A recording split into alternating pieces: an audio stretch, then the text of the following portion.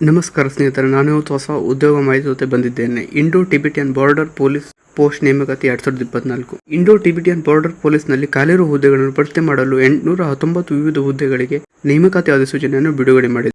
ಆಸಕ್ತ ಹಾಗೂ ಅರ್ಹ ಅಭ್ಯರ್ಥಿಗಳು ಸದರಿ ಹುದ್ದೆಗಳಿಗೆ ಅರ್ಜಿಯನ್ನು ಸಲ್ಲಿಸಲು ಕೊನೆಯ ದಿನಾಂಕದೊಳಗೆ ಅರ್ಜಿಯನ್ನು ಸಲ್ಲಿಸಬಹುದು ಗೆಳೆಯರೆ. ಇಲಾಖೆ ಹೆಸರು ಇಂಡೋ ಟಿಬೆಟಿಯನ್ ಬಾರ್ಡರ್ ಪೊಲೀಸ್. ಹುದ್ದೆ ಹೆಸರು ಕಾನ್ಸ್ಟೇಬಲ್ ಅಡುಗೆ. 819 ಹುದ್ದೆಗಳು.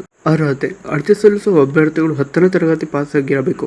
ವಯೋಮಿತಿ: ಅಭ್ಯರ್ಥಿಗಳು ಕನಿಷ್ಠ 18 ವರ್ಷದಿಂದ ಹಾಗೂ ಗರಿಷ್ಠ 25 ವರ್ಷ ಮೀರಿರಬಾರದು. ಅರ್ಜಿ ಶುಲ್ಕ: ಮಹಿಳಾ ಮತ್ತು SC/ST ಮಾಜಿ ಸೈನಿಕ ಅಭ್ಯರ್ಥಿಗಳಿಗೆ ಯಾವುದೇ ಅರ್ಜಿ ಶುಲ್ಕ ಇರುವುದಿಲ್ಲ. ಎಲ್ಲ ಇತರೆ ಅಭ್ಯರ್ಥಿಗಳಿಗೆ ₹100.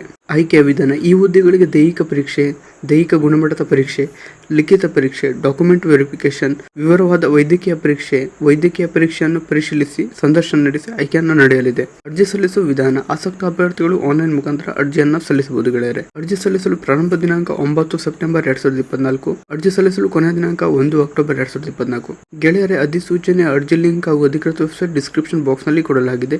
ದಯವಿಟ್ಟು ಚೆಕ್ ಮಾಡಿ ಹಾಗೂ ನಮ್ಮ ಚಾನೆಲ್ ಕೂಡ ಸಬ್ಸ್ಕ್ರೈಬ್ ಮಾಡಿ. ಧನ್ಯವಾದ.